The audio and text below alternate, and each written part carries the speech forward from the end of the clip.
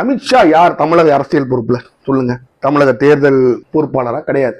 என்டிஏவோட கன்வீனரா? கிடையாது. அல்லது பாரதிய ஜனதா கட்சியோட தலைவரா? கிடையாது. அப்ப ஏன் அமித்ஷாவை போய் பாக்குறீங்க?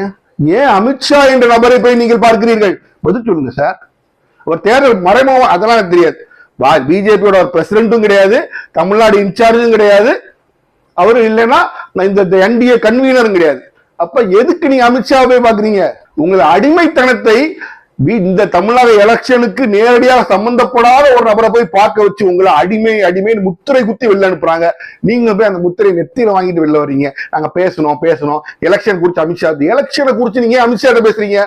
ஒண்ணு பியூஷ் கோயல்கிட்ட பேசுங்க, இல்ல நிதின் நபீன் இருக்கிறாரு பிஜேபி பிரசிடென்ட், அவர்கிட்ட பேசுங்க, இல்ல என்டிஏ கன்வீனர் அவர்கிட்ட போய் பேசுங்க, இல்ல பிரைம் மினிஸ்டர் பேசுங்க.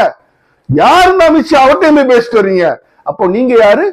பிஜேபியின் அடிமைங்கிற முத்திரையை வாங்கிட்டு ஒவ்வொருத்தரையும் நீங்க அங்க இருந்து திருப்பி வந்துடுறீங்க.